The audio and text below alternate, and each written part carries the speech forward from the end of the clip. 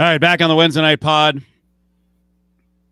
Cofield, Petro, lots to get into tonight. A lot of anger around Las Vegas. I know Kansas City's very mad that they can't beat the worst team that money can buy, the Yankees. But first thing I'm concerned about is Seren and his willpower and his conditioning and his efforts at weight loss. And yet you're put to the test on days like this doing a live remote from a grocery store, which I got to tell you, I'm totally jealous of. I shout out our grocery stores all the time. It would be my dream remote. How do you handle it? It's not easy, I can tell you. Like, I was right in front of the frozen pizzas. Right. Like, when I was actually staring at the frozen pizzas, I was right in front of the beer. Yeah. So there is an element of, like, distraction. The Dots Pretzels display was there. Do you guys have Dots Pretzels yet in Vegas? I don't know what that is. Oh, my Lord. The greatest pretzel ever. Really? Dots Pretzels. Yep. It's from North Dakota. It's from North or South Dakota. It's like this Aunt Dots pretzel recipe. It's a bag of pretzels. Comes with a Ziploc, resealable bag. Nice. You only need it like twice. All right. Can I get some for the baseball draft if we come there? Yeah. Yeah, they're making new flavors now and everything. But just the regular is like blown it up. So, it's tough. And then they have Hen House has a. I was going to say, you should shout it out. Not Hy-Vee, it's Hen House. It's like the upper crust, the upper crust Kansas City area grocery store. They have a delicatessen. They have the best salad bar in the city, I think. The meat counter is phenomenal. They have a whole seafood section back at the meat counter. There's two hen houses that are like my home hen house. 135th, where we were today. That's my pharmacy hen house, Steve. And then the 119th in a row hen house, and that one has a Mongolian grill in it. Oh, Fongol. Uncle Pecos, is this heaven? Field of Dreams, grocery store of dreams. It is. It's fantastic. That is awesome. Lotus salespeople, I want a grocery store on the Cofield docket, please. God, they've been with us for a long time too. They're good. They're good people. Like I said, the pharmacy. Like we had a listener come in today. Came over and said hi, and he's like, "I'm in getting my COVID shot." And so I was like, "Yeah, it's a good day. Good day." So a lot of folks stopping in because we haven't been out that much. Only been the last month or so that we've been back out. I'm not the rebel with a cause that you are. The road warrior, or as they call it, the desperate radio host who wants to keep his job. So we'll do a show anywhere. Despite of the fact that COVID was raging last June, and they're like, "You're on the road. Why don't you think about it for a second?" Yeah. How about you think about it? Okay, I'm in. Yeah, yeah. Do you like being employed? Good. We'll see you there. Yes. It worked out. I probably had it. I built up an immunity. I know, never had effects of COVID. I'm good. By the way, there's discussion. At least there's discussion by two of us about since we're not going to because all you jackasses in Vegas are price gouging us. Wanting to charge us double for hotel rooms and triple for airfare. You're very caught up on this. Do you want to include the audience that didn't see it? How pissed off you are at Vegas for the prices at the end of the summer? You guys usually come here for a fantasy football draft, and every year for like 15, 20 years. Yeah, and Seren is not a cheap guy. Like, basically, money is no object to Seren. He'll spend money. Now, the pandemic made him a little more. That's not. First of all, hang on. You make that sound like there's an endless supply of money. Well, it's not endless supply, but you're not. $8. Just to be clear, I spend $8 a year on clothes. Well, I get that part. You're right. You on certain things you will spend money. Right. You come to grips with certain things that have been overpriced.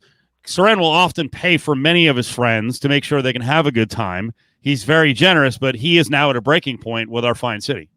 Yeah, it's just that I am, and like vacations are not something I skimp on. Right? Like I'm not, there are just certain things, I like nice luggage and bags and I like Toomey, right? Like, cause it lasts and it's high quality and everything. I'm not skimping on that. And when I go on vacation, like we're not going to be uncomfortable. I'm not getting the Roach Motel. But like, I'm not paying triple. Like I didn't get paid triple to work during the pandemic. So there's like a frustration that I have that like the Mirage wants to charge me triple, and you can shove your user fee, and now the airfare is like ridiculous. So anyway, yes, we're not coming to Vegas this year. I'm hoping that prices return, but there was conversation about New Orleans or Mexico, because we know Adam is a huge Mexico fan, and you're a huge New Orleans fan. So we figured we could garner some votes that way if we made those the destinations. Well, I will tell you, I looked up Mexico in July and early August, and Mexico went through the roof because apparently, according to Adam Hill, who does hate Americans in general, but his take is that Americans have gone down there and run roughshod. So the Mexican government has actually cut off a lot of the late night drinking, and I'm not saying this is at the government's behest, but prices for a lot of the nice places in Mexico have gone through the roof. So now Mexico during the summer has actually become kind of an expensive vacation. And I'm not sure about the flights. I know I checked last week and it was actually pretty decent. It was $400 round trip from Vegas to go to, say, Cancun. You were talking about Cabo. We debated Cabo last week, but I think Cabo raised all their prices. So I don't know, man. It's the way of the world now. The hotels and rental cars and airlines are like, hey, we didn't make any money, so as long as these morons will pay anything, we're going to jack the prices through a roof until they reach a breaking point. Yeah, and that's the thing is like I see like Brady's like, hey, $100, New York. I mean, I want to stay where I want to stay though. Yeah. Right. I got places that I'm comfortable, where I know where to go and what I want to do and all that. So, by the way, Renee, seaweed is bad in Mexico. Are you 12? Is your vacation based upon your time in the water? How many, seriously, you're 40, you're almost 50 years old, for Christ's sake. How much is the swimming pool aspect of the ocean actually going to define your trip? I agree with Petro, but people do get worked up when they see the crazy seaweed that they've had in Cancun the last couple of years. But I never go in the ocean, so I'll just sit in the pool and get hammered all day.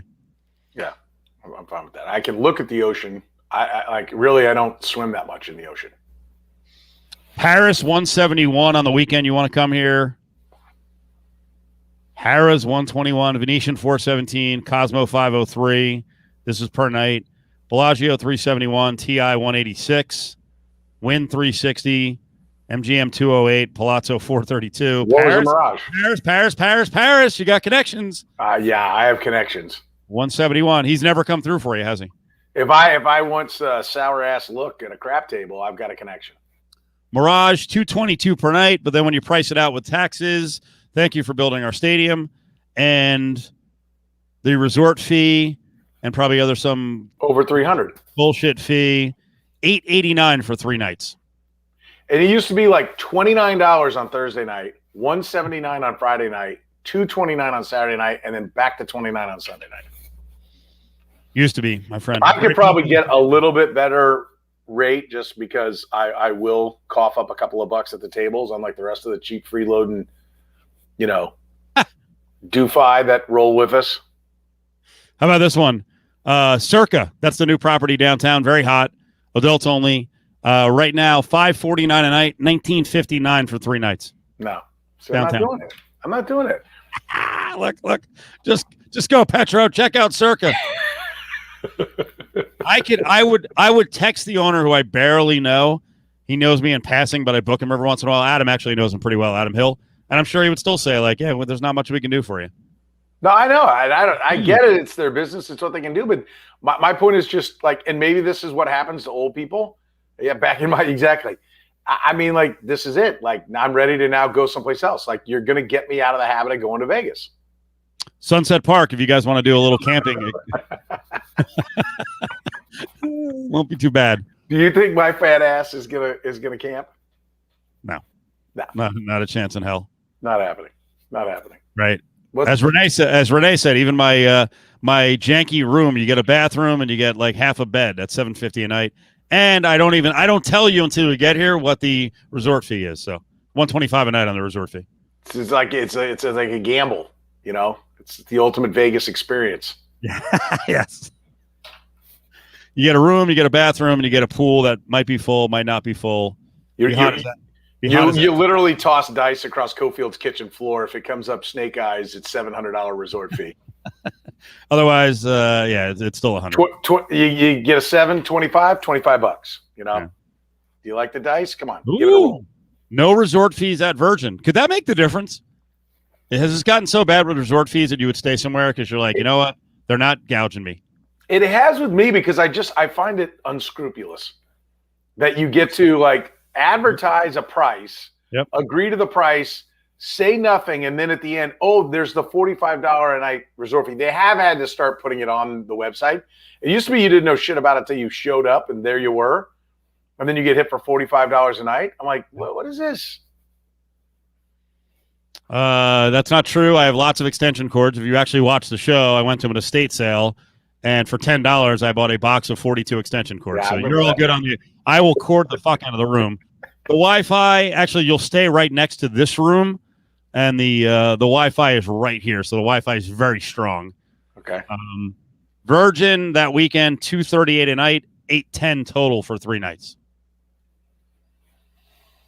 I mean, that's too much, isn't it? I don't know. I'm not paying it. Not this year. It's the airfare too. Like I would rather give the money to Vegas than I would the airlines though.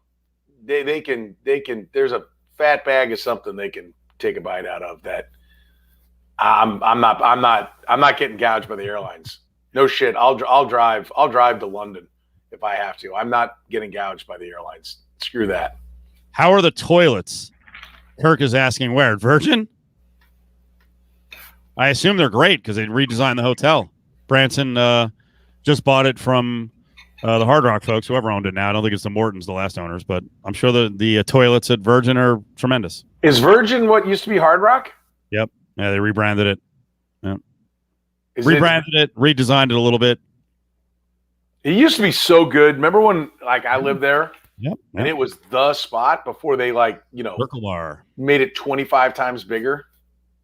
Like when it was like the little boutique place, that place, that was like the coolest place in Vegas. I haven't stayed in the old original part of the Hard Rock in years. I stayed a bunch of times. We got rooms at the new tower or towers, whatever it is over there, and I thought it was actually really cool. So I thought Hard Rock did a good job redesigning the place, but it just kind of died. So. I never once stayed in a room there. The casino I thought was like perfect, like the casino with the center bar and all that. I thought that was like the perfect setup, is the perfect size. And then when it got bigger, I was like, it's kind of just like everything else. That middle table area back in the day was great. Okay. Yeah, he's talking about like the Circle Bar, I think. Huh? Yeah. And the area. Awesome. Yep. You remember like we'd go there, it'd be like chill. I remember one night, like Drew Carey was over at one table and like, what's her name? The blonde gal, the anti-vaxxer. Was a playmate on MTV, Jenny McCarthy. And Jenny McCarthy was at another table, and there like wasn't a million people. It was like you'd always see like the stand-up comics that were playing in town, hanging out there. I mean, it was awesome. It was great. Good times. I almost feel an obligation to try to work something, but I have very, very minimal connections here. I'm not paying the flight, Steve.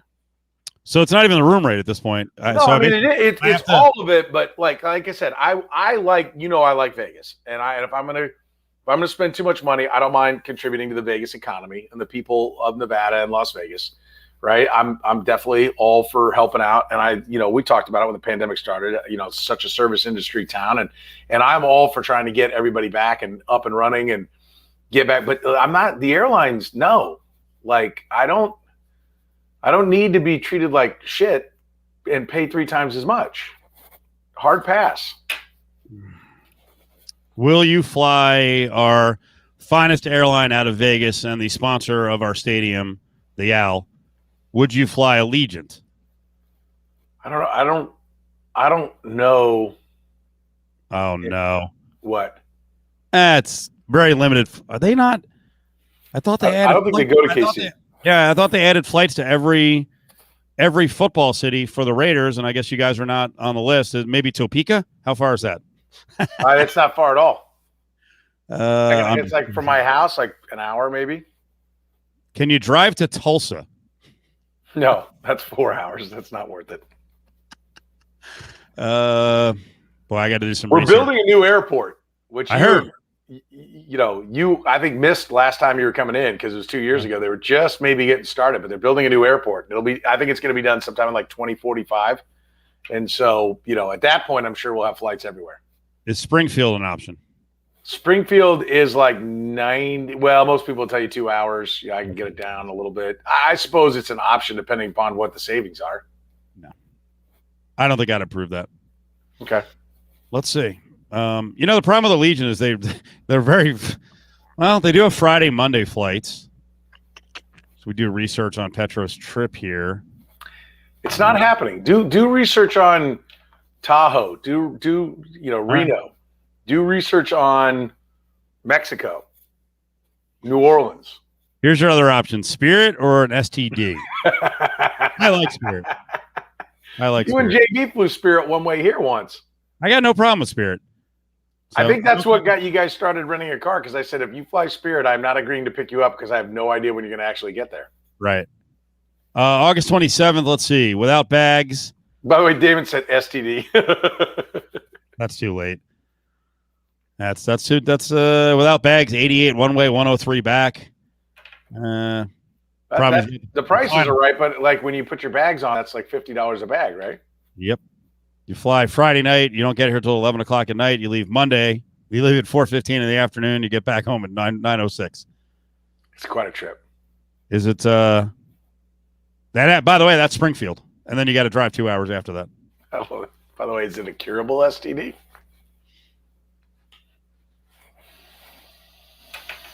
Is that right? Spirit serves Margaritaville tequila. Oh, it's undrinkable. God damn it! Can't even get good drinks on this thing. Yeah. Well, at least they have drinks. I love back in the day. I don't know if they do it anymore. Spirit used to have a one way to Fort Lauderdale to that airport. I actually think it's a pretty decent airport, and it was cheap. It was cheap too. Like the bag fees were not outrageous. It was like $105 each way. I think I always fly to Fort Lauderdale when we're going to Miami. Well, damn it. I'll try to fix it. All right. Yeah. How are Knights fans doing?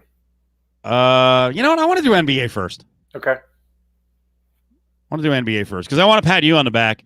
I think without saying it, like that you're officially picking anyone or like actually making bets, you did throw out there at the beginning of the playoffs or late in the season that the changing of the guard was happening soon. And would it be this year? It happened. It's happening. I mean, I do like. I think that is a question. Is this just? I don't. It's not a blip, right? Because Durant and LeBron James aren't getting any younger, and so those are kind of like the two, and Steph Curry. Those are like the three predominant champions of the last decade, and so we're definitely witnessing a changing of the guard. And I think this is a fascinating time to be an NBA fan because watching the Suns and the Hawks, like somebody is beginning their legacy right now, right? Like either Devin Booker or Trae Young or Giannis, unless the Clippers are still kind of the one thing. Because if it's Kawhi, I should mention Kawhi also a guy who's won a lot of hardware, right? So he's kind of still the old guard, almost like a transitional guy. If the Clippers are able to come back and be, and get into it and win it all, then it's still kind of the older guy super team league.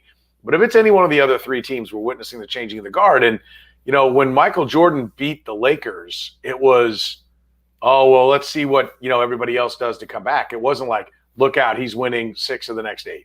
He's winning 5 more of the next 7. And so, like, you don't know what it's going to be, but I think it definitely is a changing of the guard. And the one thing I will say is, we talked about it. If you could bet not Nets, like that was the play, right? Because I said there's no way they can be healthy enough. You can't be hurt all year and hurt going in and be the favorite. That boggled my mind. So that you should have been value hunting out there. And the Suns are the team that resembles what a perennial champion looks like. Like the Jazz were a great story, but the Jazz are almost like the Oakland A's. They were built to win an 82-game marathon, not the best-of-7 sprints that the playoffs are. They were deep, so they always had an answer if somebody went down. And, back-to-backs, they were better because they didn't have to over-crush guys with minutes. Well, now it's about who's your best 5, who's your best 7. And the Suns are built like that. But I do think, we've talked about it. JVT's talked about it. Like the Suns are kind of interesting as to who are the guys. Like I was digging in after you were telling me, about Chris Paul, is he overrated and all that kind of thing, digging into some of the analytics. And the guy, according to the analytics that I was looking at, that's actually overrated is Devin Booker. But, the Suns are no joke. I mean, I think they've got guys that, kind of a coming out party for Mikal Bridges, Cameron Payne. I mean, those guys are real players, and the Suns are really good. So I think it's a really fun NBA Finals because I think you're watching somewhere, somehow, the beginning of what the next wave of history of the NBA is. And there was great value, by the way, monetarily, if you were on these teams. Oh, yeah. So the Hawks win tonight. They're up 1-0. Doesn't mean that they're going to win the series, but pretty crazy, right? Mm-hmm. They, middle of last week, I cannot remember the timing. It was probably Wednesday. Don't hold me to it. They were 50-1 to win the title the middle of last week. I know I was at the Orleans, and I looked, and I was like, should I do it? Because I don't feel that bad about them taking out the Sixers yet. I think they got a shot. Now, I didn't do it. 20 to win a grand? 50? What's that? 20 to win 1,000? 20 to win a grand.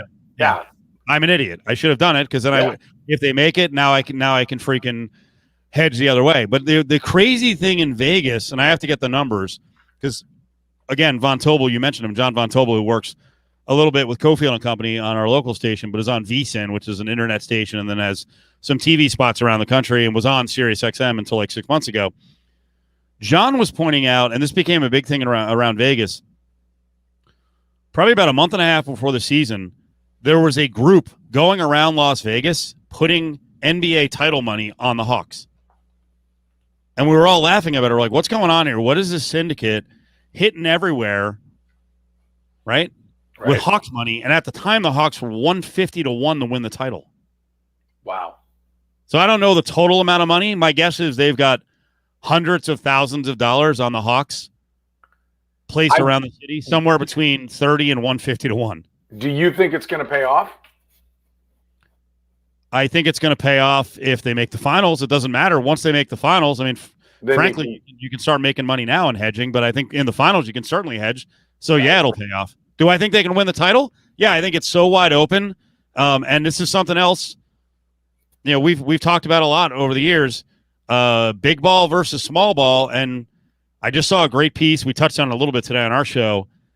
The NBA is kind of effed up right now, and there's nothing they can do about it. They can't pull a Rob Manfred and just change the fucking rules because no one does that except Rob Manfred. Yeah, The NBA's got an issue right now because the rules dictate that the little guy on the outside who shoots jumpers and shoots threes and who gets fouled, that guy has such an advantage over Giannis, even a DeAndre Ayton. Guys crash into the hoop because he can be, first of all, from a physical standpoint, refs won't call as much when the big guy's getting slammed and initiating contact. Trae Young can sit on the outside and throw his head back, throw the ball in the air, kick his leg out, and they don't really police it. So right now the refereeing or the officiating is very much in favor with free throws, very much in favor of little guy. And the Hawks have a system designed to take advantage of it. I think, well, listen, I don't think the Bucks played very well tonight, and they were still right there. Right? Like, that's kind of the thing about the Clippers, too. Right? Down 2-0. Like, they made some titanic mistakes, and yet they still almost won it.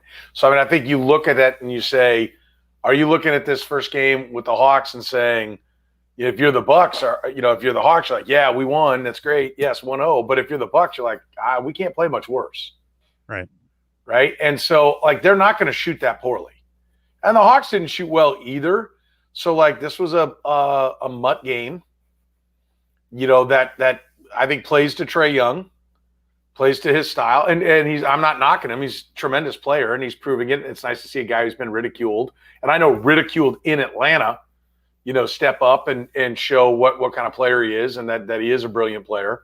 But I do think the Bucks are going to make more shots. I think, everyone made a big deal out of the game that Giannis had where he didn't shoot any threes and how that was kind of a big epiphany. And I think it was. I mean, he was great tonight, right? And if his team wins, he's the conversation piece. I mean, he was one assist away from a triple-double. I think he knows how to play. And I've told you, I think 4 out, 1 in is the way to play. And whether that 1 in is Aiton on the blocks, a Shaq on the blocks, well, it's not right now. It's not a Shaq on the blocks. It's an Aiton. It's an Aiton. I think it can, but it's not, because people have run so far from it. I think it absolutely could be. Well, you need to be able to make free throws, but that's always the case. But if you are a 65, 70% shooter on the blocks, you're absolutely a value, right? The question is, can you defend on the other side? That's right? the problem. Young Shaq, can you defend? Can you defend? And right, young Shaq, Shaq, yes. Young Shaq can hedge. Young Shaq can do all that. Can old Shaq with the Heat? No. Like that Shaq is got issues and goes to the backcourt. Yeah, I heard somebody say that if Boban, for the Mavericks, were playing 25 years ago, he'd be an all-star. Right. He'd be 24 and 12 because he does shoot well. He actually passes the ball well, but it's just he can't defend on the other end. So can young, athletic, 286-pound Shaq, fresh out of LSU, play? Yes, he absolutely can play. I think, but I think you could also be the 1 in off a 5-out set with a guy that drives. That is Giannis. But I also think Giannis can play inside, and I think that's one of the things. If they can get a little more ball handling and a little more passing out there, then Giannis can set up on the blocks, because who's going to guard him? I mean, that's the thing. Is like when you talk about the defense with Giannis, it's like, okay, are you going to have a big man guard him if he's the 5? Like, what I think teams have got to do is get over themselves. Like the teams that are still playing, I think Clint Capella serves a role, but the Hawks are really 4 out, 1 in. Right. And Collins sometimes is the 1 in. Capella is sometimes the 1 in, just going and rebounding. But, Zion should be the one. Zion should play center. And there should not be who's the I'm drawing a blank on the Lurch Pitt, former Oklahoma City guy that they run around there at center. He's good. He's a good center, but they don't need him. Who do they get from Oklahoma City? God bless it. He's New Zealand or Australian, whatever he is. Anyway, somebody help me out here. I'm drawing a blank on his name. Came over from Oklahoma City. They don't need that guy. Just play Zion in the middle with 4 guys out. And Steven Adams, thank you. And if you give up a little bit on the defensive end, it's fine as long as you're getting it back. I mean, he's shooting like 70% from 2. Right? You can live with that if you've got 4 guys that can spot up and knock down. Problem with the Pelicans is nobody can shoot. Except for Lonzo, he fixed his shot. Lonzo sucks. Wait, he does not suck. He's actually much improved. He's gotten better and better. Lonzo Ball is like if what Coke Zero is to Diet Coke, like how Coke Zero is better, but it's still diet. He is Coke Zero Michael Carter Williams. No. Yes. Q Levy, coaching is horrible. What are you talking about? That's awful. The coaching now is so much more refined and better than it's ever been. You put some of the coaching staffs back and the defense, and I mean, we're talking about the trying to listen. There are spots where the coaching sucks. Quinn Snyder shit the bed. He just did. Like the Clippers got to a point where they're like, the Clippers forced them to get Gobert off the floor, and Snyder still clenched up and wouldn't get him off the floor. So there are spots where guys get out-coached. But the coaching now is great. I mean, maybe part of it is that you have 500 men coaching staffs. Coaching screw baseball, and we'll get into hockey, but coaching in the NFL and NBA is so much better than it's ever been. They would put guys in the old days to shame. Yeah, I would agree. I think that's kind of like I've got a hot take. The coach blows. Like, no, not hot take, nor is it correct. Listen, you said Lonzo Ball is, you know what Lonzo Ball shoots from the field? 414. What was he from 3 this year? 378. All right, he's getting there. He had a broken shot when he came in the league. And maybe it'll continue to get better, but like I said, he's the Coke Zero Michael Carter Williams. His brother is better. It's still a 5th grade push shot.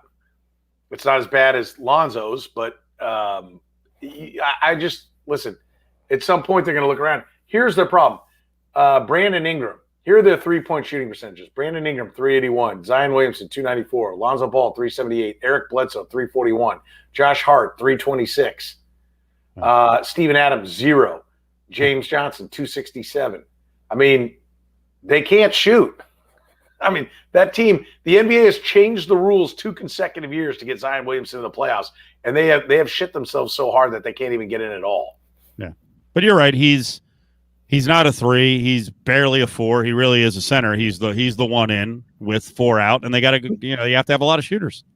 He is he is kind of Willis Reed, Wes Unseld, but explosive. Like, let him go to work, let him turn around and face up on Clint Capella, and he will destroy him all night. He will take Clint Capella off the floor. Make John Collins then guard him, right? If he's the guy and there's spot-up shooters around him to where you can't come double on him, he'll be great. I still think that I think Shaq, everyone's like, oh, Shaq couldn't play. Shaq at the end of his career, no. But if you're athletic enough to hedge up top, yes. If Rudy Gobert can play and be on the 1 seed in a team that's a threat, yes, young Shaq would play and would dominate, and probably dominate even more because he wouldn't face the double teams that he faces. He'd play bully ball inside, and if you collapse, there'd be wide open 3-point shooters to knock it down. That's why I think Evan Mobley is an X factor in this draft. The better of the Mobley brothers, closer to true 7-footer out of USC, because he can do a lot of the things that we're talking about of the modern big man, and I think he'll get big and strong enough where if you try to go small versus Mobley, then he's going to destroy you inside. So I think he has a chance to be a really good player, but we'll see. It's a very anti-big man sentiment around the NBA, and this is a draft with 10 point guards and all from 5'11" to 6'8". So people are going to be titillated by the point guard. Evan Mobley has great length, great shot blocking, great athleticism, can clearly hedge up top. Is not raining threes, but it's a good looking shot, and he can make it, and it's going to become a great shot. And he's got a couple of bounces on if there's a pump fake and go. He can put it on the deck for a couple of bounces as well. No, I like Mobley a lot. I think he's a better pro than he is college player. Yeah. Well, he's got so much upside. These guys are so young, but he also had the pros in mind.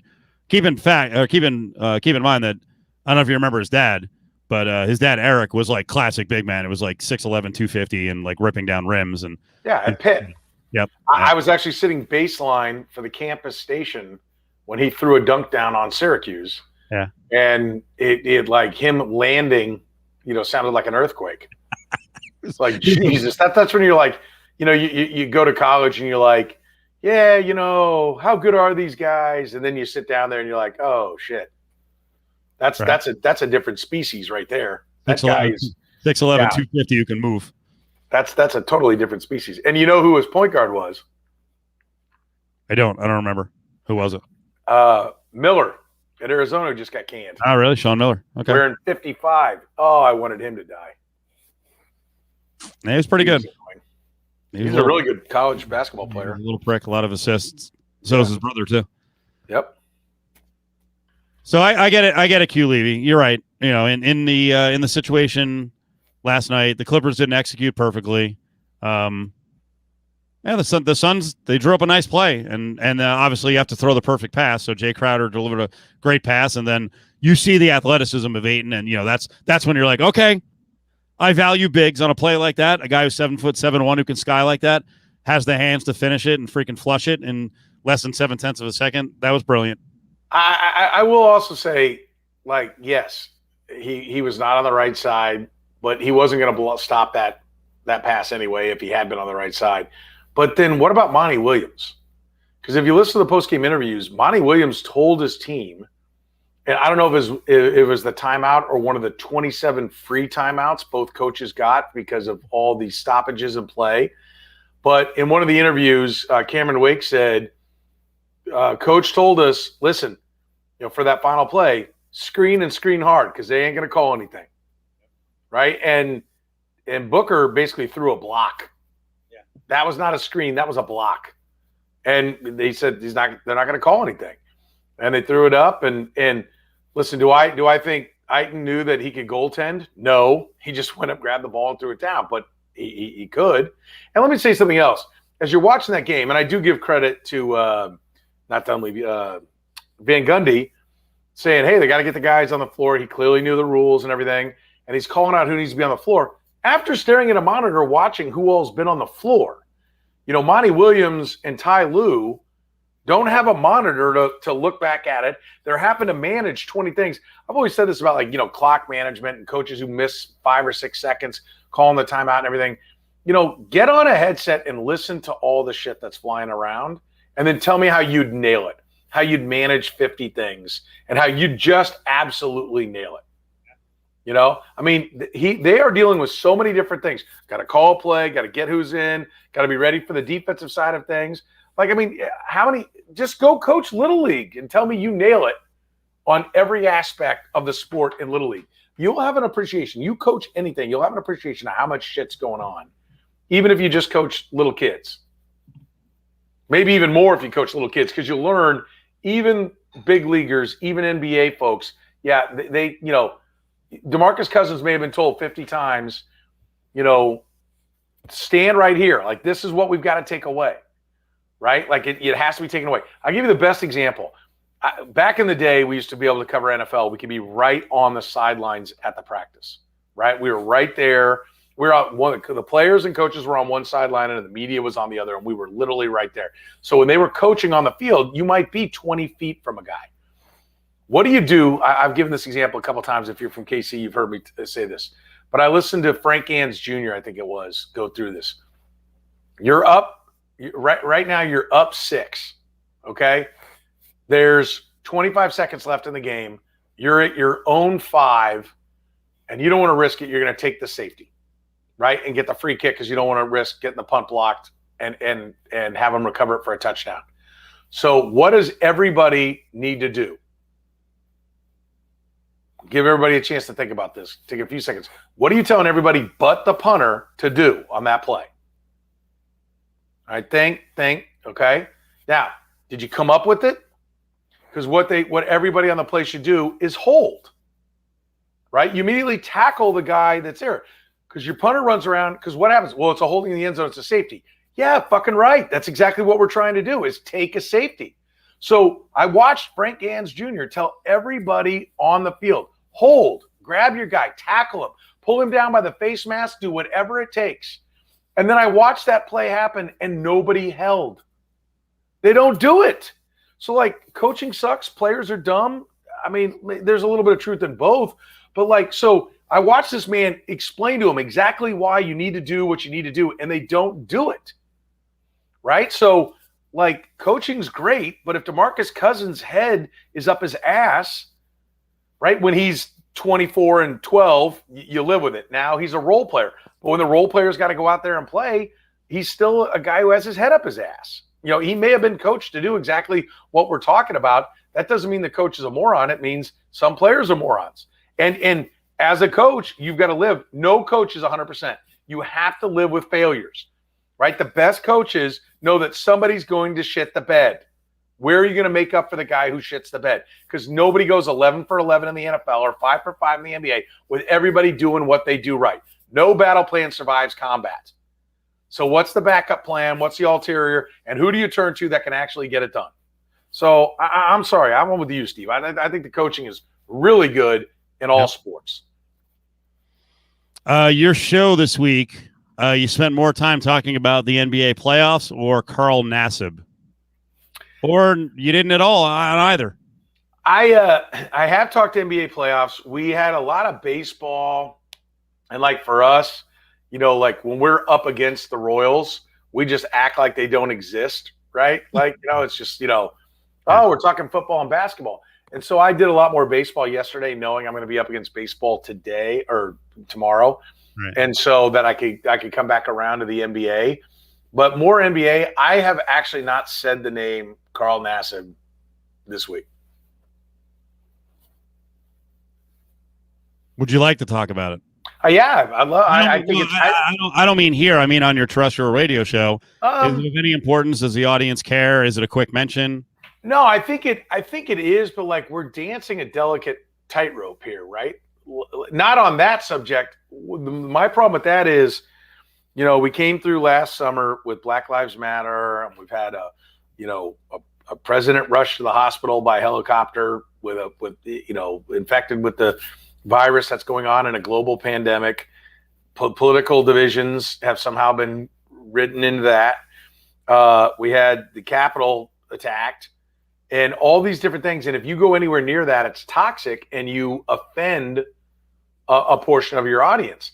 So if you do anything political, like I brought up Frank Clark, right, which I know we can get to in a little bit, but I brought up Frank Clark and I just said, listen, white guy, grew up in a middle class neighborhood, didn't see a gun until I was in high school, and that's when one of my relatives was in the police academy and showed me the gun that they were given in the police academy. That was the first time I'd seen a gun. I'm not qualified to judge what it takes if you come from a tough neighborhood in LA, right? Like, do you need to be? So I just was prefacing, like, we're going to talk about Frank Clark and being arrested twice, but let me just preface this. My first two calls, race has nothing to do with this. Well, actually, race has something to do with everything every day. In reality, it is, with everybody except those that are visually impaired in this world. Race absolutely has something to do because it is different driving in certain neighborhoods white and certain neighborhoods black. It absolutely is. And so I just laid out that, and then I said, okay, what Frank Clark did was dumb. You can't get arrested twice for weapons charges. If you think there is a way to have a licensed firearm, if you feel you need it for safety, this country says you can do that, but there are certain things you got to do. And to get pinched in a year after not playing well, and you're basically in what amounts to a contract year, going into a contract year, and you get arrested twice in one-off seasons, that's dumb. And what I got was a bunch of people calling to tell me that he should have moved out of his neighborhood. If he feels threatened, there's no reason to live in a poor neighborhood. He needs to go live in a rich neighborhood, needs to hang out in a rich neighborhood, get rid of all his friends. I mean, it became race automatically. That was the first thing everybody wanted to talk about. I thought this was real interesting along those lines. One of my buddies, God. Well, and so my point was, so for Nassib, like, I think it's good news because I think it's less of a story. Michael Sam was a big story in our park because he went to Mizzou. Right. And so we spent a lot of time on it. And like a lot of this is like, hey, we've done this story with Michael Sam. I know why this is different, and this is a player that can play and is already in the league as opposed to a guy who's trying to make the league. But I'm happy to say that I don't see it as big a story as it used to be. But I would love to talk about it, and I think it's a tremendous positive, that the guy feels like he can do that. And I think it's going to be, incredibly interesting to watch and see how it plays out here moving forward. Right. Yeah, we talked about it a few times. Obviously, he's a Raider, so that it's big. It's a bigger story here. It's like Michael Sam was for us being at Mizzou. It's also interesting that he's in the midst of a $24 million 3-year contract, and a lot of us thought he'd be one of the cap casualties, and he hasn't been to this point. So that's something to kind of follow because he was a healthy scratch multiple times last year. So are you saying that this was like, go ahead and try to cut me now? Nope. I'm not saying that. Are other people saying that? No one has said that. But I did think for a second, I'm like, I wonder if the Raiders knew about it a couple of months ago, and they're like, all right, we're gonna keep him. I will say this about Carl Nassib. I do think he's a tremendous guy. I think he's a high character guy. He's a super smart guy. His backstory is ridiculous. He's a biology major. He's looking to, he wants to be a pediatrician when he's done. He's not the worst guy to have on the team. And I think from a football standpoint, I said this on the air multiple times, a lot of people last year were like, what the hell's going on? They spent, $8 million a year on Carl Nassib. He's a healthy scratch on multiple occasions. He's not playing well. Well, maybe this is why he wasn't playing well. Maybe he was fucked up last year because it got to a breaking point where he's like, I can't live the way I want to live, because I'll say this, if you're gay and you're a dude and you're 6'7" and 280 pounds, it ain't me going out with my boyfriend or whatever. Henry Ruggs going out with his boyfriend. I'm not saying Ruggs is homosexual, but you're saying smaller guy.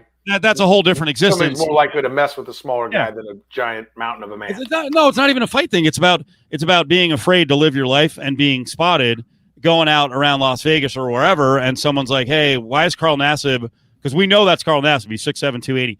Why is he always out with this guy? So that has to be, listen, I don't have to think I'm not a famous person, but I don't have to think of shielding anything in my existence. I get to do whatever the fuck I want. And if you don't, that's not easy to live that way. And that can affect how you work. I mean, come on, if you're not happy and you got to shield a portion of your life, maybe you're not going to be the most productive at work. So when Branch Rickey chose Jackie Robinson to be the player to break the color barrier, it's well documented that it wasn't just about who was the best player. It was about who was the guy that could handle it and who was the guy that could represent the way they needed to represent to make it successful so that others could follow behind him. Is Carl Nassib that guy? Because I think, as I see the thing from Rally Manis, who says, it's BS that Michael Sam gets cut from the Rams, another gay guy gets loved, and another gay guy, I think is what he meant, gets loved in Vegas. I mean, I think it's BS that anybody who was hated upon for any reason, sexual orientation, color of skin, that's all BS, right? Let's be clear. Anybody being hated on. But I think there was an element. I remember I was actually in Vegas when Michael Sam got drafted. Right. I can't remember why I was there in April, but I was actually on a treadmill. That's shocking in and of itself. At the hotel. I think it might have been Jason Anderson's bachelor party or something. And if you remember that third day, it was third day of the draft, and he gets drafted. And one of the things I remember, and I brought it up, and I actually had people that were mad at me because I said, if you remember, and I've seen that scene played here recently with the Nassib story, he was so excited, and he's there, and his partner's there, and they were celebrating, and one of the things they did was they were shoving cake in each other's face and kissing. And I'm like, yeah, I don't know that, I think America's ready to stick their toe in the water and ready to say, okay, someone's going to draft a gay football player. I think there's a large portion of America that's ready for that. But I'm like, would Branch Rickey have said, like, this is the behavior I want you to have. I want you to not just, squeak the door open. Let's open it slowly, and let's and then we'll bring more people in through us. And I thought that was a move to basically, to his credit or fault, depending upon how you look at it, to say, hey, I'm here, this is who I am, and this is what it's going to be. And I think that was a image that I think made some people that might have been comfortable uncomfortable. Yeah. So is Nassib the guy? Is he Jackie Robinson? Is he the guy to lead through the door and open it at the right pace to bring people along? I have no idea. We don't know that much about him. We had, no access to him last year. I mean, he already said, please back off, respect my privacy. I might not do interviews right out of the gates. I got to process this whole thing, but I'm sure he's a smart guy. I'm sure he has thought about what this means and that he is going to have to be in a way, a spokesperson. And he did say, part of the reason I did this is that, there are high rates of suicide, amongst LGBTQ folks, and especially teenagers, and I want to help that cause. So I think he knows he's going to be in for a challenge. He's going to be part of an effort. So we'll see. Yeah, no, I listen. I applaud the courage it takes to step forward and say I'm different than what the expectations are for my line of work, and little by little, I think we move in the right direction towards acceptance of all people. I've always said, as long as you don't mess with me or my family or friends, I don't care what's going on in your world, and I accept whatever your choices are. Yeah, I think the NFL is ready for it, and I think there are tons of NFL players who have homosexuals in their family. You know what I mean? So they've had it around them for the last, 15 or 20 years growing up. So I think there's enough players in the NFL, enough coaches in the NFL, right, enough fans in the NFL that he's not going to be ostracized out of the league, but I don't think it will be a bumpless road. Oh, no. There's plenty of people. I mean, obviously we've got hundreds and hundreds of, pieces of legislation trying to roll back gay rights, that are being argued around this nation. So it's like, it hasn't gone away. It's still a challenge. And there are going to be some people who are like, hey, I don't want, here's the other one. I truly believe, I think we've done some revisionist history on Michael Sam. There are some people who think, hey, he was not even close enough as a talent to be in the NFL. I actually believe that he probably was closer to a 4th or 5th round pick, and I think he slipped to the very end of the draft because that's the way of the world back then, and he got drafted in the 7th round. So he paid He paid a penalty. He did. And I do believe there are other guys who slip in the draft because there are rumors out there. And I would hope that bullshit stops. Yeah, I don't. He didn't deserve. Some people are like he was SEC Defensive Player of the Year. You should be a first round pick. No, the measurables weren't there. But it is not a joke that he was the SEC Defensive Player of the Year, and right. that's a guy that can play in the NFL. Right, he was going to go undrafted. Now there's something wrong there. Yes, that was going to be pretty screwy. Let me get back to Frank Clark because we haven't really touched on it yet. We touched on it from a legal standpoint with our buddy Justin Watkins, but on the racial part of it, one of my buddies, Chris Russo, who does radio in DC. Chris is kind of old school in his thoughts, and when we've done radio together, I'm very pro athlete. He's kind of stuck in the mud, low hanging fruit guy, whatever. He's a good radio guy. He said this about Frank Clark. He goes, in my NFL, if I was running the Chiefs, Frank Clark would never play another down for me. There's zero reason, less than zero, to have a submachine gun or an Uzi in my car, especially with his well-documented history. First comment, guy goes, in L.A., where a black man is a heavy target against gangs, carjackings, and police, ? They say some would rather be judged by 12 than carried by 6. Until we know the reasoning, hard to judge. And when I read that, I was like, oh, shit. Okay. I hadn't thought of that. Hadn't thought of which part of it. What? The dangers that exist. And I listen, I'm not anti-cop. I'm anti-bad cop. I've also heard, God damn it, now I'm blanking on who said it. This is going to sound weird, but about 3 years ago, because we're always debating gun rights. Killer Mike, who's he's a pretty famous guy now. He is a hip hop guy, a rapper, activist. His dad, I think it's his dad, is actually a police officer. Killer Mike said years ago on Bill Maher, he's like, yeah, I'm not for gun restrictions. He's like, do you know what it's like being a black man in America? I mean, like at any moment, someone could kick down my door. It might be law enforcement, and I might have to defend myself. I'm not giving up my guns.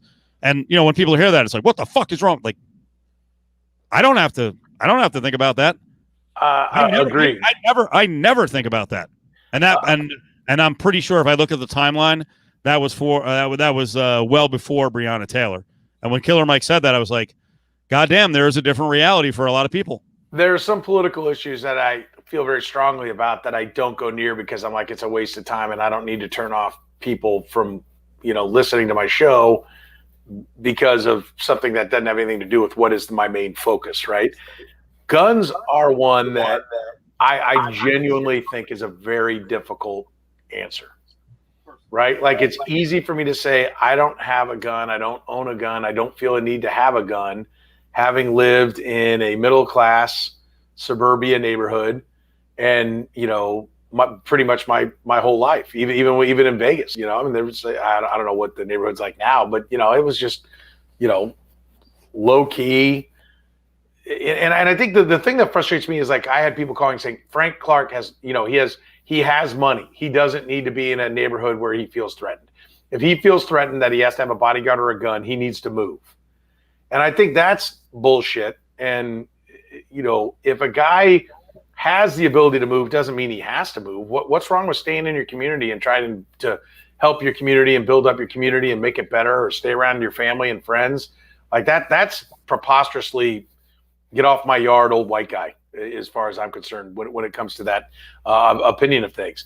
But I think it is. I think, if you're open and you're, looking around and seeing what's going on, yeah, it's clearly more dangerous to be a black man, right, than a white man. All the stats are there. And so, I'd like to believe that I could say to somebody, hey, you're going to be safer not having a gun because you're not going to feel a need to escalate a situation or feel like you can escalate a situation. I'd love to be able to say that, but I've seen videos of people that aren't doing anything that end up shot, or certainly aren't doing something that warrants being shot, and they end up being shot. So far be it for me to judge who should or shouldn't have a gun. But I do know this. I know that there are ways to legally license a firearm. I believe in all 50 states. And there are rules that come with that. And if you're going to live in this country, you're supposed to live by these rules, these laws. And when you make that mistake, when you don't follow those rules and those laws, there are consequences. Now, they say that the gun was in plain sight. He was pulled over for not having a front license plate. Yeah. Which, by the way, the in plain sight thing, Justin Watkins, our legal insider, said immediately. He's like, before we get to any of this, the licensing and the gun itself, he's like, I wonder how in a traffic stop, how in plain sight the gun was. Right? Is it on the front seat? Right. Okay. Or if they used a traffic stop to get to that destination, because if they did that, that ain't on the up and up. So and I'm sure that's what his lawyer is going to lean on. And I've talked to Sam McDowell, who broke the story here for the Kansas City Star, one of our Chiefs insiders on our show, that broke the story about this being the second gun charge, that he was charged with this back in March. Oh, Sam really? broke that story. So that's what I think is very significant. This is the second time in this offseason that he's been charged with this.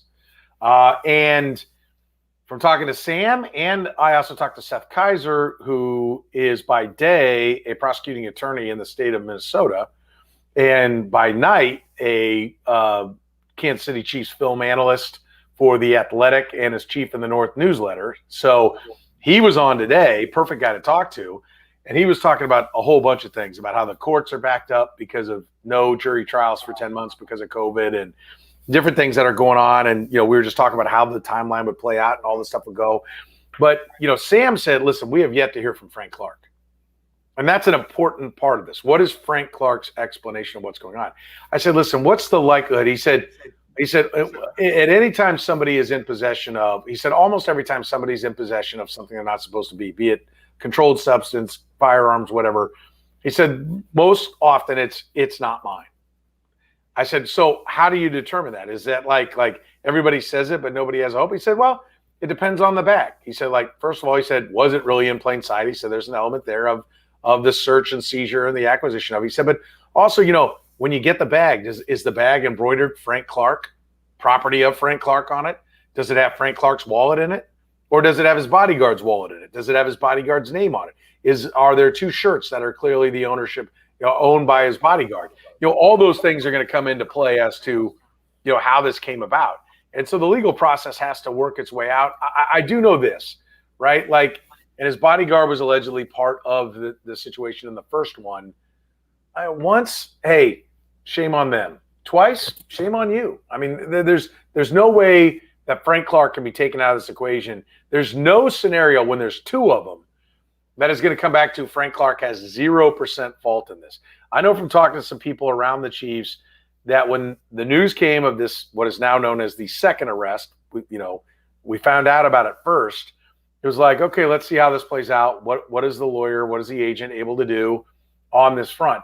Now with two, it gets a lot trickier. This has now happened twice, and Frank Clark cannot walk away from this with 0% fault. You already had a situation like this. It's same bodyguard. Why is he still employed? Right? Yeah. Why haven't you gotten on him? Is he really a bodyguard, or is he just, one of your buddies from the neighborhood that hangs out with you, maybe is on your payroll, maybe you pay him, right? Maybe you don't. And you call him a bodyguard. In reality, he's just one of your buddies running around. I mean, I think there's a lot of things that have to be sorted out to get to the bottom of this. But I think the one thing that we know for sure is Frank Clark cannot have 0% fault in this. Not when it's happened twice in one offseason. By the way, going back to my DC radio friend Chris with the real bold statement, if I'm the Chiefs, Frank Clark would never play another down for me. Aren't they dealing with a kind of another thorny situation, waiting for the process to play out? You're going to make a call on Frank Clark before everything is done with Britt Reed, the coach's son, who was on the staff? Really, Chris? Really? Listen, how will that go over? So let's go a step further. And I'm a fan, obviously, of the Kansas City Chiefs. Having grown up here, was a long time season ticket holder. That's my squad, and I think sports teams are treasures for their cities for the most part, and I think they're important parts of the fabric of the community. So I'm full disclosure, I've got a side in rooting for the Chiefs to come out in a good situation. But I do believe I'm honest. I do my job. I think the right way, at least to the best of my ability. And I will say this, the Chiefs, Herm Edwards, I've told you this before. Herm Edwards told me a long time ago that when he was on Marty Schottenheimer's staff for the Chiefs, Dale Carter played for the Chiefs. And Dale Carter was known to have fired some shots, perhaps, around Westport and been a wild child and been an issue. And that was known when he came out of Tennessee. It's part of the reason he was available when the Chiefs got him, I think, 18, 19, 20 in the NFL draft that year. And Herm Edwards told me the story that Marty Schottenheimer came to him and said, and he was the DB coach, he's your guy. This is your guy. You got to, where he goes to eat, what he does, you got to be on top of him. You got to make sure he's coming in and he stays out of trouble. He's your guy. He goes, that was my guy. He goes, that's what I learned about my guys. He goes, I started calling him because he was my guy. Coach told me he's my guy, so that's my guy. He said, so there are players that are worth the risk, but you got to have someone that it's their guy. He's my guy. I said, well, how many my guys can you have, Coach? He said, you can have 2. No hesitation. He goes, you can have 2. After that, you got too many guys. Right? He goes, I'm going to tell you, he goes, I wasn't, it took a lot of my time to always be on top of where Dale Carter was. Right? You can't have 20 my guys, right? We don't have enough people to track them all down. And so if you look at the Kansas City Chiefs, you have Frank Clark. We debated, Tyreek Hill was certainly a my guy. Is he still a my guy? He's had no problems over the last several years. That's debatable, but he certainly was a my guy. They now have Antonio Callaway. Google his name and the issues he had at Florida. There's a domestic accusation and there are numerous marijuana tested positive at the draft. Not that that's a killer because Justin Houston tested positive for marijuana at the draft and hasn't had any problems since. But Phil, with that, Demarcus Robinson had issues. Take a look at Baker, the Georgia corner that was with the Giants that they signed. I mean, he was charged with robbery and assault. Now, those charges ultimately were dropped. But the Giants didn't walk on him because they're like, oh, total misunderstanding. Nothing to see here, right? They have taken on a lot of risks. And we've talked about that their plan has been stars and Jags, right? We're going to pay Frank Clark, Chris Jones, Anthony Hitchens. They used to pay their tackles, Eric Fisher and Mitchell Schwartz. Now Patrick Mahomes, Travis Kelce, Tyreek Hill. They got all these star contracts, which has left them meaning that they've got to fill in with a lot of league minimum guys. And if you look around and go, we're not talented enough at those spots, so it's worth the risk on these guys. Antonio Callaway was like a fringe first, certainly a second-round talent that went in the 4th to the Browns and then got bombed out of there, ended up in the XFL, then to the Dolphins for a cup of coffee, and is now available to the Chiefs. No one in Kansas City is talking about Antonio Callaway. The only reason I know all this is because I play Dynasty Fantasy Football, and so I research every skill position player that comes into the league, and you read up on it, you're like, oh, I'll take a flyer on this guy because this guy should have gone higher. Now he's been suspended for 10 games. He's been suspended. People don't know that in Kansas City because they didn't invest their second-round pick. He's just some guy that the Chiefs signed. But the Chiefs very quietly have a lot of guys. And several years ago, I called a scout friend of mine on another team. I said, hey, tell me about, and we always go through the Chiefs draft, and I get his thoughts and what their reports were on the Chiefs players. And he said, he goes, listen, I pulled for you. I knew what you're going to ask about. And of the Chiefs 80 in camp, we had, what did he say? I think he said we had 52 red flags. 52 of them had red flags. He said, I pulled their whole roster and 52 of their 80 had some kind of flag. He said, now some of them are minor and inconsequential. He said, but well more than half. So there's no doubt that Andy Reid has been willing to take chances on a lot of guys. And I think there's the Frank Clark situation. There's the Britt Reid situation that's out there hanging over, but he's no longer a part of the organization. But there's also a lot of other guys that are what most people would consider at-risk players that are on this roster. And I think it's an experiment about whether or not you can carry that many. Of course. Can I go back to the Britt Reid thing? Have they been cleared on where he was drinking? Was he drinking at the facility? It is not. It is not. Well, then guess what? Frank Clark and Britt Reid are still part of the same mix. So you make a move on Frank Clark, and it comes back that Britt Reid was pouring drinks and getting toked up at the facility. And again, and it's funny. Except for the 2 dots you aren't connecting, Steve, is that Britt Reid is gone. They did get rid of Britt Reid. They did. They're not. He's not in the facility, and they're saying we're going to let the legal process play out. He's gone. All right. So if Frank Clark is gone, they've actually dealt with him the exact same way they dealt with Britt Reid. I actually, if you ask me to predict, I don't think that he is going to be gone. I don't think he will be either. I have no idea if he's going to get off completely on this. What about? Well, we won't talk about Mahomes' baby mama being. I mean, I'll go there to the point that, like, listen, you know what I've always said, and if anyone's new, I will not talk about personal lives unless it affects the game on the field. Right? Frank Clark may not be available, may be suspended. We're talking about the fact that he has weapons charges. Britt Reed, clearly affected, I think absolutely affected Andy Reid's performance in the Super Bowl. I don't think he was near as sharp as he normally would have been. Those are things that are going to be discussed. I do think when Alex Smith's wife fired out at the local weatherman, Gary Lezak, who was ripping Alex Smith on Twitter, she's now made herself part of the story, and we're going to talk about her. I think when Patrick Mahomes' fiance goes on Twitter and is shouting at other fans and talking trash, yeah, absolutely, that's a distraction. Yep. Jason's a pretty smart guy. Jason, I think you know better than this. He says that's so much bullshit. You get signed making tons of money, and you have to have a babysitter.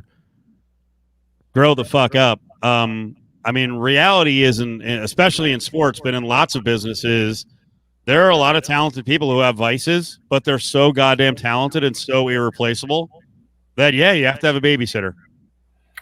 Have you ever done something that, listen, I don't think I've ever done anything that in and of itself as an individual deal was a fireable offense. I did punch a hole in a door once and a wall.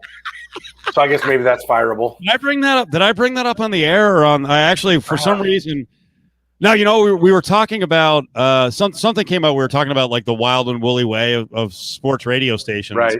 And I didn't mention your name, but I did mention sports radio has none of these issues, except for the time that guy punched a hole in the door, or another time where I was talking about one of my friends at CBS Sports Radio, Brandon Tierney, who gets he got fucking unhinged. And right. It's funny. Someone was Judge Dan Jacobs was telling a story to me that I didn't even remember, that Tierney and I were doing a show together and something happened where he got mad at me because I was arguing with him during a segment.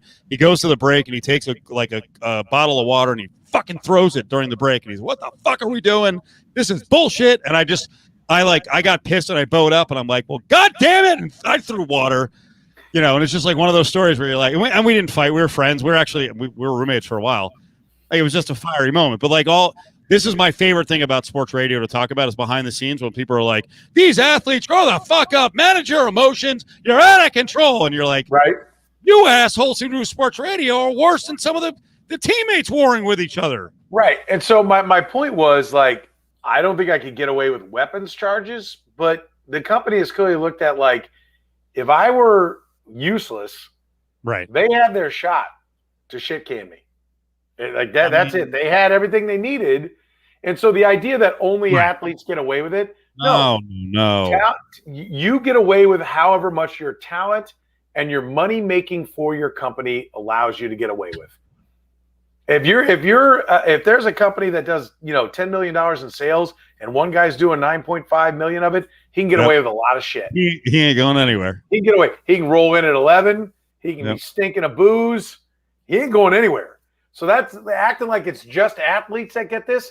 Hey, maybe there's some jealousy there. Maybe you couldn't get away with it because you don't carry that kind of value at your job. I mean, I couldn't get away with weapons charges. I'd be out. But I got away with punching a door. Yeah, and it's hard. It's hard to pass judgment on a lot of these situations. So while I want to scream and yell, there's a lot of nuance to all the situations. We got questions on this gun case. Obviously, there are questions going back with Frank Clark on his DV case. You guys have dealt with Tyreek Hill and the he said, she said element of that whole thing. So, and let me just say this, Frank Clark, the guy. So let's just a second on Frank Clark, the guy. A good guy to deal with, right? He comes in with the hood up and looking and he walks around with a surly look on his face. And then it's time to talk, and he flips the switch, and good dude. And I'm going to tell you, at the Super Bowl, now that's kind of a jovial moment, but, it couldn't have been a better guy to deal with at the Super Bowl, right? He could have been like, I'm super serious and I'm an ass. And I remember them trying to, like, they were shutting down the media availability. And Frank's like, oh, this is my guy. Todd Lebo, who works with us. He's like, this is my dog right here. I'm going to talk to him. And answer another question from Todd and everything. I mean, my experience with Frank Clark, he did not have a good year last year. And I think he said some things, I don't think he's owned up to that quite enough. But as far as quality of guy, I have nothing negative to say about Frank Clark. And I am interested to hear what his side of the story is. All right. Is there anyone in the market? I mean, I know you don't follow everyone. Is there anyone in the market who's like the hammer, the irrational hammer now? Or is since Keatsman's gone, there's no one who's going to step out and say, get rid of Frank Clark now without really examining all the facts? Uzi, DV, I'm done. Fuck him. Get him out of here. I don't know, because there's no one on my station, because that's all I really consume. Right. Locally. And the guys that come on my show that write for different things, I don't even really consume the paper anymore like I used to, like read everybody's stuff. Now I just read my guys as part of the show prep. If they're coming on my show, then I read their stuff. It's just a different time. There's just not that much coverage anymore. The local paper doesn't put as much out as they used to. And so the columnists aren't, Sam McDowell would probably be the guy to come stronger with something. But I think there's, Kansas City, one, is a forgiving town. I think it is overall a softer media town, like to a fault. And I think the fans are incredibly soft. I will tell you, like, they got the red ass in 2014, and we're talking about firing everybody, send Mike Moustakas down, fire Dayton Moore, fire Ned Yost, and when the team fell like 5 games below 500 in the second half of the season. And I will forever tell you that had the town not lost their shit like that, that team would not have gone on the run that they went on and gotten to the World Series. And I don't think if they get to that World Series, it doesn't springboard them to winning the World Series the next year. So I believe the fans can do something. But, like, I personally think, like, right now, like Adalberto Mondesi, I saw was the subject there I've talked about. Like, he's played 10 games this year. He's always hurt. And the Royals gush about this tremendous talent he is with a 286 on base percentage. And I'm like, what point are you going to have some, accountability and expectation? He's got this year and 2 more of team control. Like, how patient can you be before a guy puts it all together? So right. I do think the town, I think some of the media is like, I don't think you need guys being like, fire that guy sucks, But I mean, I think holding people accountable for the mistakes that they make, I think there needs to be a little bit more of that. Yeah. But but arrests are easy. That's low hanging fruit for somebody like, cut Frank Clark because he got arrested. I think you got to wonder a little bit. Was that just like, you guys down and you want to kick him? Like, let's get all the information and then we'll decide what to do with Frank Clark. But there are other things where you can come a little stronger on, and be a little more frustrated and angry and hold organizations a little more accountable. So we got a little layered situation here with the media, the fans, and the Golden Knights, right? Mm-hmm. So the Golden Knights are down 3-2. They played like shit last night. 3 goals where it was clear. You don't have to know fucking hockey to see there was a lack of effort on plays because and it's happened throughout the series. Montreal keeps getting breakouts, and oftentimes it's the second or third guy in who's scoring the goal, and you see Golden Knight not busting his ass to get back on the play. And, as a result, the Canadians get a good look. So, and the other thing is the power play has been unbelievable. It's like it's 9% success, 8% success in the playoffs. It was like 15% going back to the regular season. I don't know what the number is. It's like 15 of 113. It's been dreadful. So last night they were playing like shit. They had a couple of plays where it was clear effort was not there.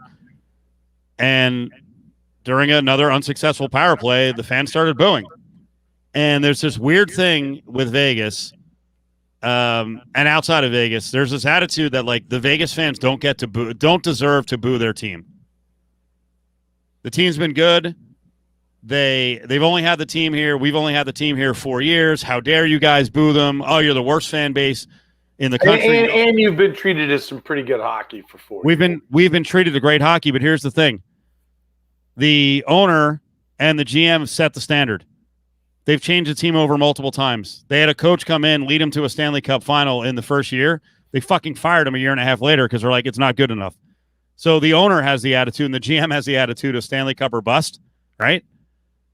The fans pay more than any other American fans, most to get into these hockey games. A lot of the season ticket holders were shut out because of the giant ticket hike for the playoffs. So they still have season tickets, but they've chosen not to go to the games. We've watched hockey here for 4 years, and we get this shit from people inside the market, mostly the media, who are smarmy fucks who don't like fans. I don't know why they're anti their own goddamn consumers. And then we get the attitude from outside the market. Like, you guys you don't deserve to boo your team. And I went on the air today and I was like, that's enough. That's enough. Okay. If you want to operate like Cleveland and Browns fans for years and you're a Bears fan, you pick Jets losers. I'm one of them. And your standard, you've just been beaten down. There are no fucking standards. And that's fine for you. We've got a good organization here. They said they expect to win. These are grown men. They can deal with a little booing. It'll be okay. And on top of that, Robin Leonard, the goalie who came up big the last, a couple games ago, he actually said, I read all this stuff. You guys killing me. It motivates me, which, like, on one hand, I'm like, okay, cool. I wouldn't tweet at Robin Leonard. You suck. I love Fleury, whatever. But the more I thought about it, I'm like, Robin, how about just get off of social media? And then the other one is Pete DeBoer, the coach. He said multiple times throughout the series, kind of frustrated. He's like, this isn't easy. The other team's pretty good. It's not easy. Hey, Pete, we know it's not fucking easy. Stop insulting us, all right? We've all watched fucking sports. And I'm telling you, the thing in this, and it was 15 seconds of fucking booing, as Brady said. There's like this attitude from especially the media and the hockey people, and I've seen this in MMA, I've seen it in other sports, like understanding hockey is like splitting the fucking atom. It ain't that hard, okay? There's not this level of expertise where we can't figure out what's going on. So my little rant, I believe if you're a fan and you pay to go to the games, would I boo? No. Do I think it's productive? Not really. I remember, going to Yankee Stadium back in whatever year it was and sitting in the bleachers and like Terry Mulholland was part of the Yankees and he sucked. And, he's like 4 starts in and he sucks. And, New York and Philly and Boston, it's town of pricks, right? And I remember turning around. I'm like, stop booing him. You're not helping. Like I would be like anti-boo guy, but I'm not like, you don't have the right to boo. You have the right to boo. You have the right to boo, and it's not just the booing. I also think it's listen, these guys are on social media and they listen to talk radio and they read the papers. Some of them don't, but many of them do. And, like I give you an example. Today we talked about with the Royals, Brady Singer came out and said, I couldn't find my slider for the first few innings, but I really found it later and it worked out. I want to repeat again. I didn't have my slider for the first few innings, but I found it late in the game. I found it late in the game, and it was really good from then on. Let me give you the line score for Brady Singer previous to that statement. 3 2/3, 5 hits, 2 runs, 5 walks, 5 Ks, 2 home runs. He didn't have a slider for 3 innings, but he found it late in the game. He was out before the fucking 4th inning was over.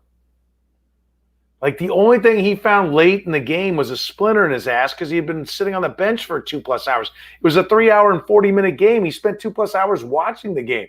And listen, I like Brady Singer, right? I think he's an intense guy. He preps. He's got this notebook. He's making all these notes. But it's kind of like there's like a culture of, well, there's still the development. Like, it doesn't really matter if we win or lose. It's about, am I getting better?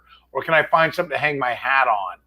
And, like, I'm like, this is one that, like, people should be losing their mind on. Like, to come to a podium and be like, yeah, I found my slider late in the game. You didn't even see late in the game, right? Like, that kind of thing. I think it's okay for fans to be like, what are you talking about?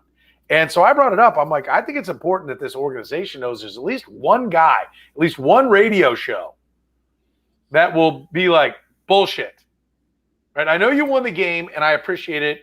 In a game that you were out hit 9-8, out walked 7-3, and out homered 3-1. It's pretty a little bit of that is just baseball happened, and this is kind of just like a bullshit win.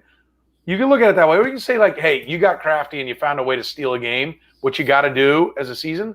But there's at least one person, one show, me, Jed, and Curtis, that will be like, bullshit. Like, I'm not just going to sit there and think that, these are flowers. These are gems coming out of this guy's mouth because we want him to be good and he's a former first-round pick. And so, therefore, anything that he says should be heralded as just pure genius. No. Ball players can be full of shit, too. And that was bullshit. And somebody's got to call him on it. And I think as a fan at some point, you got to decide. Are you going to spend your whole life wanting to go down? Like, kissing an athlete's ass is not going to get you an autograph. Right? Like, if that's what it is, like, oh, the guy autographed my shirt once, so I'll never say anything negative about him. Okay. Well, don't worry, I will. Like, so I think the fact that the fans have an expectation in Vegas is good. The Kansas City had a championship in 1970 with the Chiefs, in 1985 at the Royals, and didn't have another one until 2015. Right. One championship over the course of 45 years. I mean, until they won again in 15. Right. I mean, now we've had 4 in the collective history of 2 franchises. One that started in 1969 with the Royals, one that came to Kansas City, I think it was in 66 or 67. And we have 4 championships. Part of that's because there's no expectation. There's not enough expectation from fans and media in this town. Yeah, I'm just tired of seeing the pushback on the fans from the coach, from the team. When it's all good, you guys love the fans, you love the environment, you love all the money that's being spent on the team. And then as soon as things get a little rough and the expectations you set, you're not meeting, and then it's like the fans are completely, uneducated morons and assholes. And like I said, the parts of the media that does that annoys me even more. So believe me, tomorrow, and people know who I'm addressing, our buddy Adam Hill. So I'll get to Adam tomorrow. Adam wasn't on today. So why? What did he do? You saying he's kissing someone's ass? No, he's the opposite. Most fans are morons. They don't know what they're talking about. Like, most fans are not morons. And it's I don't know. I just think it's I won't say most. Many are apologists. Many are apologists. Many want to. Yeah, but that's a whole different problem. The ones who do want the media to kiss the team's ass. All right, that's a different. We can investigate that. I think they're wrong. You should want media people who are down the middle. It's when the media call booing fans idiots. They just assume all fans are stupid. They're not. Okay, and to my point again, Vegas is a transplant city. We've all seen hockey. Most of us came from hockey markets, and I'd love to see, the Raiders get out of the gates at 2-6, and fans are booing. Because another one of this is like, you just got pro sports. Why don't you be grateful for what? We got pro sports. All right, win now. You paid for it. If the Raiders suck balls and they're 2-6 and people are booing, are we going to hear the same thing? You guys don't understand football. What do you mean we don't understand football? What are you talking about? We all have football teams before this, so you can't use that lame excuse. So I don't know. It's building here. We'll see what happens with the Golden Knights. And listen, I love what they've done. I love that they win at a high level. They've made the conference finals 3 or 4 years. But hey, when you get here, it's big boy time. And they were minus 500 favorites going into the series. They won game 1. They were minus 1,100 favorites. And they've gone into this funk, and they've played like shit, and they look like they're mentally broken. They're playing stubborn-ass hockey. We talked about it, on the show today. It's like they're, trying to be all nifty skating through the blue line, and they're just getting annihilated at the blue line. The puck's being poked away. They're getting all these breakouts, and it's like you got to play a different brand of hockey. Stop being so freaking stubborn. So, ooh, hater, you don't know hockey, hater. Should be appreciative that the team is here. Whatever. Steve as the angry fan is fun. Now listen, there are times when, of course, I will back the athletes and the coaches when fans, it is hard. It is hard. Okay, so I get it. It's not easy to win. I do get it, and I'm mostly pro athlete. But there were a couple things this week where it's insulting. Don't act like we're stupid. Okay. You're a coach or an athlete, and as I say all the time, like, I ain't having some 54-year-old dude tell me in my 50s, like, lecture me. No. No, it's sports. It's not brain surgery. Dial it down. Stop with the attitude. Okay. And I know Petro's had it, had it a couple times with athletes trying to do that bullshit. And I think the most shocking thing for a lot of them is when you just stand there and you're like, no, like you're not backing me. And believe me, I've had it happen with fight promoters. People know that. I will just stand there and I'm like, I'm not saying I'm not going to listen, and there's not a case to be made, and there's not a discussion to be had, but it's not going to be a case where like, do you know who I am? I'm aware of who you are. I remember somebody chastising me and I sat there and I took it and I said, I was here when you got here, and I'll be here when you're gone. And when they were sent packing 2 years later, it took everything I had to not be like, hey, remember that conversation we had where you were telling me how it is? Mm-hmm. And I was telling you that ain't how it is, and you got uppity and lost your shit on me? Yeah, okay. Now I'm old, and so who knows, I could be shit canned at any time, so I would never use that line anymore. But I did, and I called my shot, and I was right. It's been more than a decade. I don't even remember what the hell that was. But I remember telling the guy, you know what, I was here when you got here, and I'll be here when you're gone. Yeah.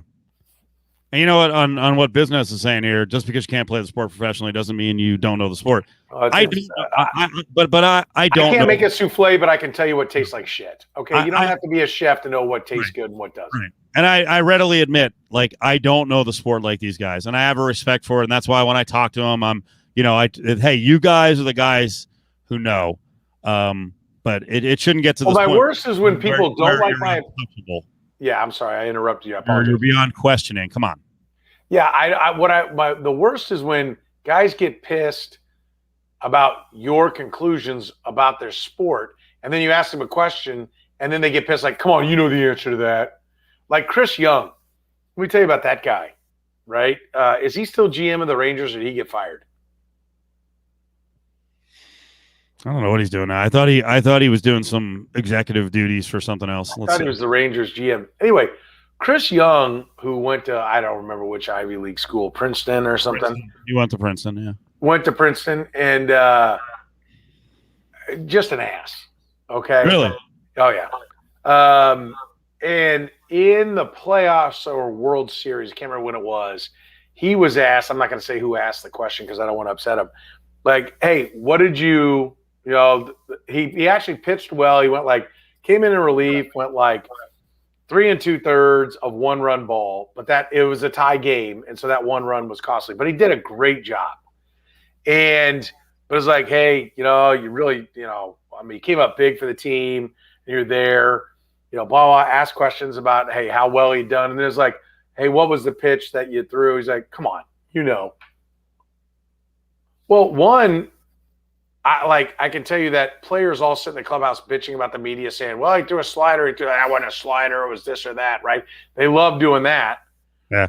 And then when you ask him, and right, so he was all pissy. And so the guy says, hey, listen, I wasn't trying to rub it in or piss you off, but I know. And he goes, well, what was it? He finally said, it was a fastball. He goes, okay, I think it was a fastball, but I know you guys sit and bitch about when we get the pitch wrong. And the fans don't want to hear me tell them what the pitch was. You're right here. They want to hear you say what the pitch was. Mm-hmm. So that's why I asked the question, was because fans are going to say, what was that pitch? Right? So we're going to ask the guy who threw the pitch. Seems like the best possible source, you arrogant prick. Nice. He's a piece of work. Last couple of minutes, what do you think of what happened in baseball in multiple spots last night, but highlighted by the fact that Max Scherzer kept getting checked and Girardi was playing the game, and then then Scherzer started mouthing off. Girardi came out of the dugout. Apparently, Girardi actually wanted to fight Kevin Long, who used to be on the staff with the Yankees.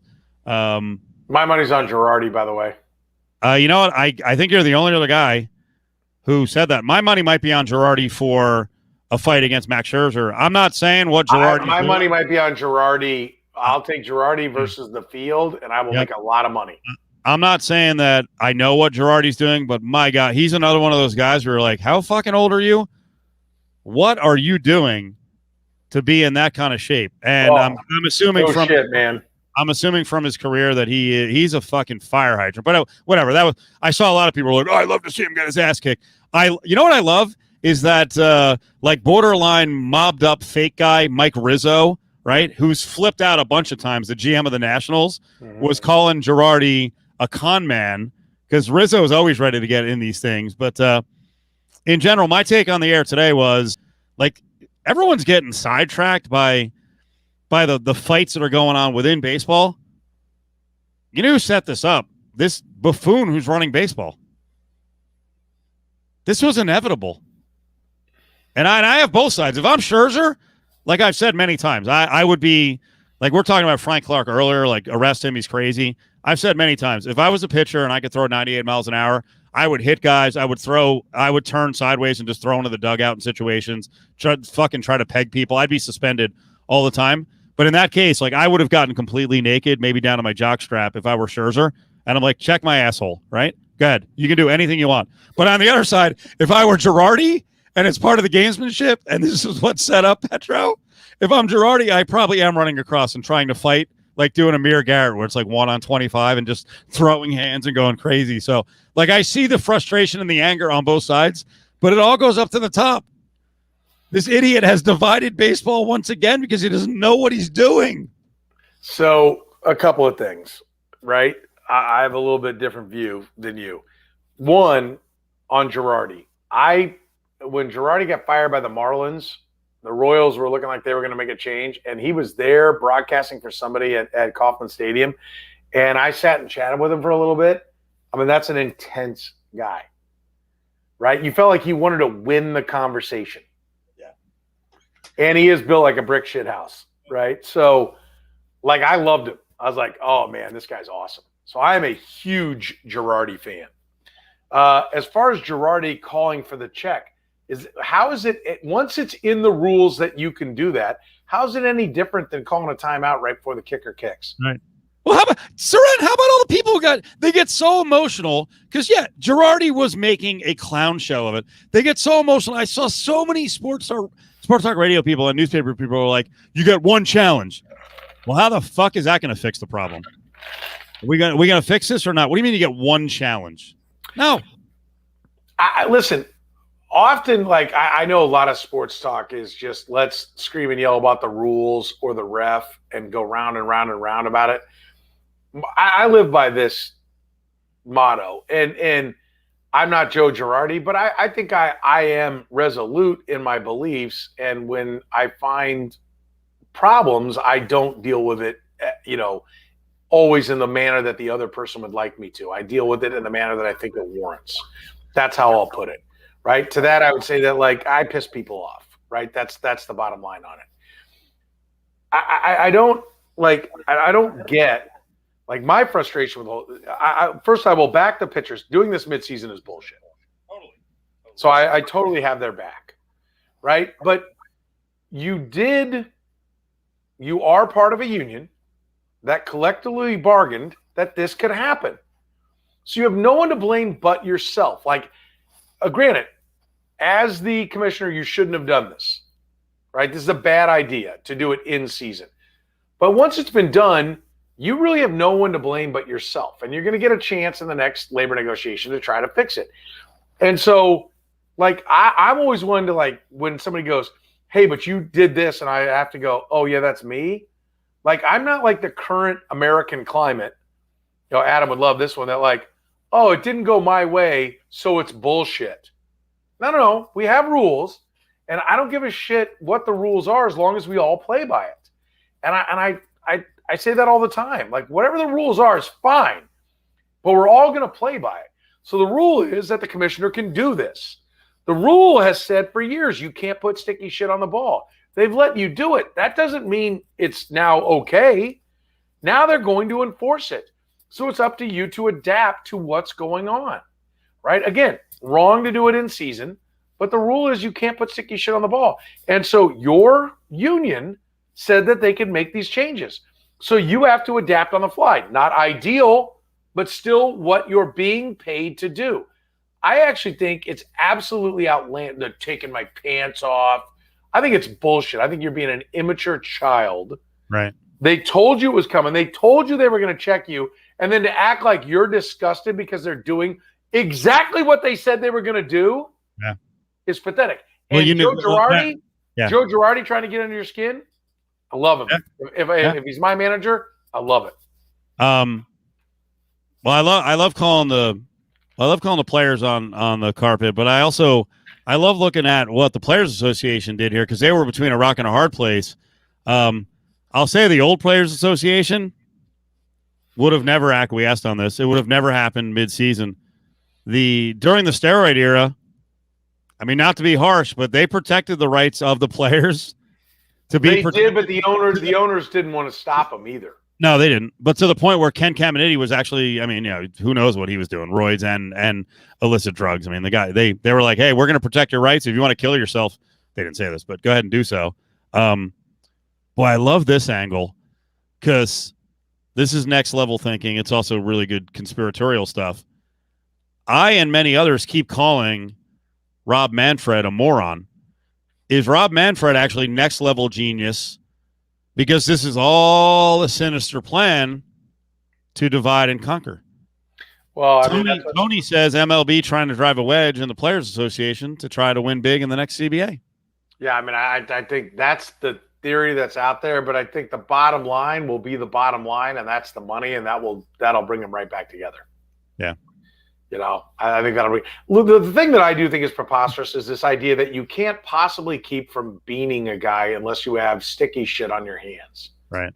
Like did we talk about it last week with Tyler Glasnow saying, basically I hurt myself because these guys fuck me because I don't have sticky stuff. Now I had to grip the ball harder. I think that's just amazingly short-sighted. Like you're not even like you have not thought at all where that line of thinking takes you. Like, the game can't be played. It has to end because everybody's going to be brain dead.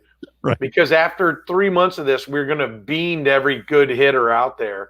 Bullshit. Come on. Spare me. And I don't think this really became that big of an issue until the last 5 years. They didn't start doing all this stuff until they started realizing that the spin rate was the key to getting the ball to move. And once they had that data, then they started getting all the sticky shit. So I think 150 years of baseball were played without this. It used to be you put shit on the ball to change the aerodynamics.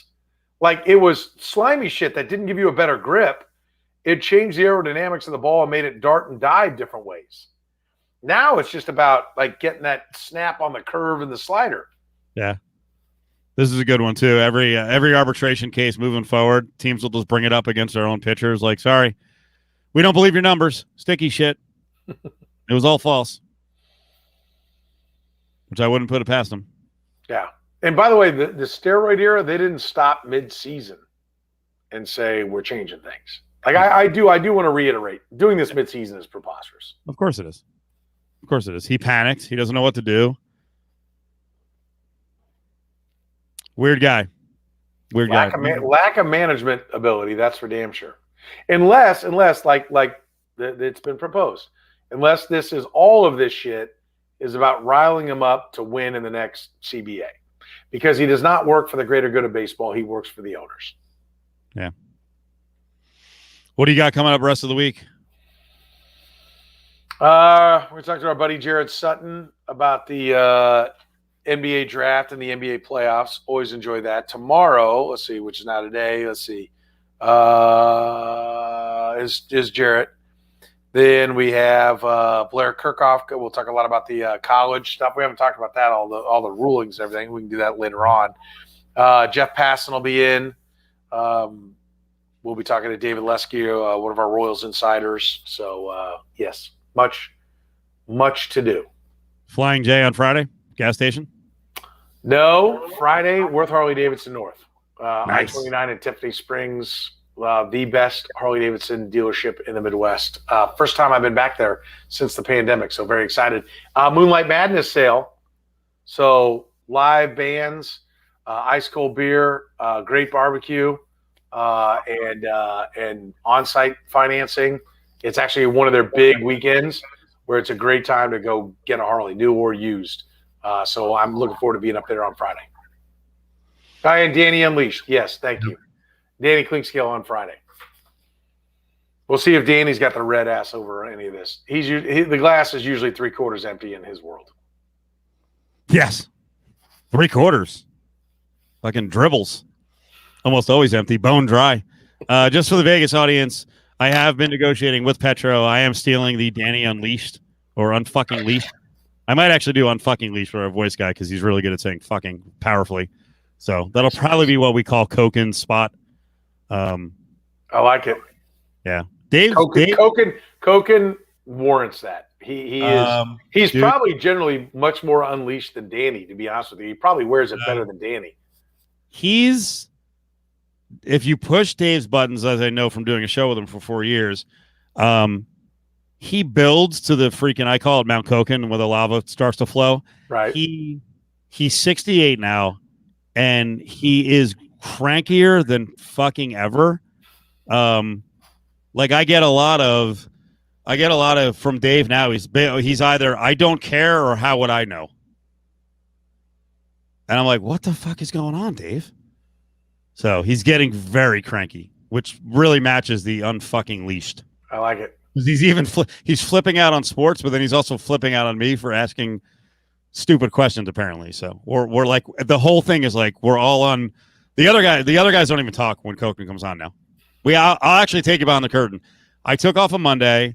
I think it was JVT and Adam, and like they pounded Koken on like some futures, and Dave insists like I don't play futures. I don't fucking care. I don't think about it. And Dave fired a text after the show to producer Ari and was like, I'm not doing this goddamn spot again if they continue to ask these stupid questions. Like that is a nerve-wracking spot. That is fantastic. I love Koken.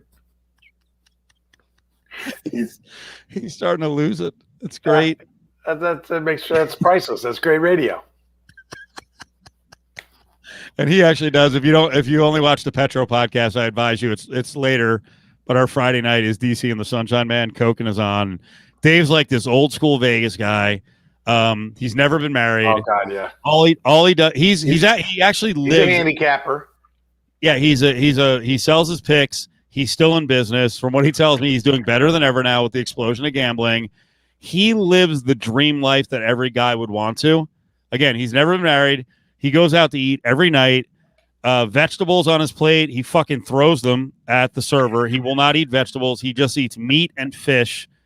And there are no rules. He has a new Mercedes every year. It doesn't matter if it's $1,100 a month on the lease. He does not give two shits. He's my idol. He's so funny. He is a piece of work. He's absolutely the best.